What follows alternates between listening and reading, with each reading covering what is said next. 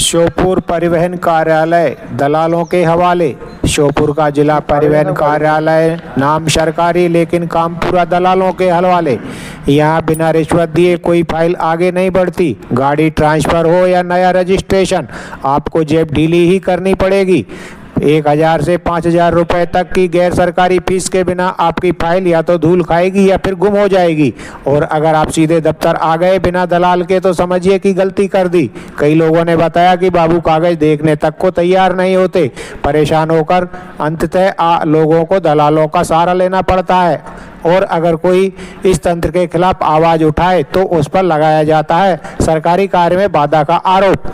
कुछ समय पहले एक वायरल वीडियो ने तहलका मचा दिया था, जिसमें एक आरटीओ को रिश्वत लेते देखा गया था, वो भी ऑफिस में नहीं किराए के मकान में। जब जवाब में सफाई आई, बस चालान का पैसा जमा किया जा रहा था। पर सवाल यही, ऑफिस होते हुए किराए के घर में क्यों? उनके मुताबिक संतोष माहौर नामक बाबू दिन भर दलालों के चैम्बर में ही पाए जाते हैं। जनता की फाइलें बस एक नज़र देखे बिना साइड में रख दी जाती है। जब संतोष माहौर से बात की गई तो उन्होंने प्रतिक्रिया देने से इनकार करते हुए कहा, अधिकारी से लो बाइट, मैं कुछ नहीं कहूँगा।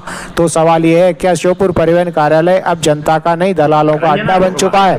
कब तक आम आदमी फाइलों के बोझ व्यवस्था में पिसता रहेगा? आवेदन यहाँ थी तब दिया मैं, तो ये काम उनका है, मार करा हुआ मेरे पास आवेदन था। करा के दे गया कि चार्ज देने का काम आरटीओ का है कि किसको देना है। आपका नाम क्या है? महावीर सिंह गौड़। क्या समस्या आई है जो कि आपने हमें यहाँ बुलाया है?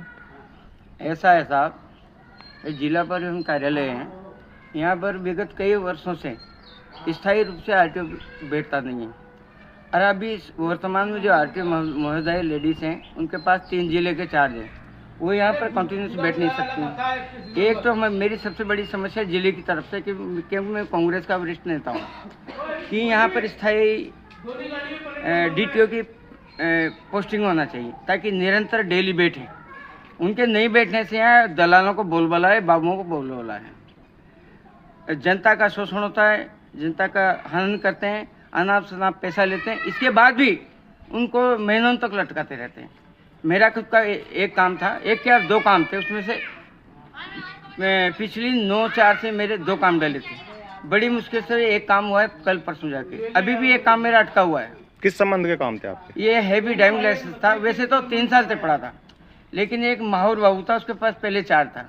उसको मैं कई बार पैसे दे चुका, 2-3 बार पैसा दे चुका, उसने कम नहीं किया। फिर बीच में एक रामसिया चकवा डीटीओ आया था, उसने भी मेरे पैसे ले लिए, मेरा काम अधूरा रखा। फिर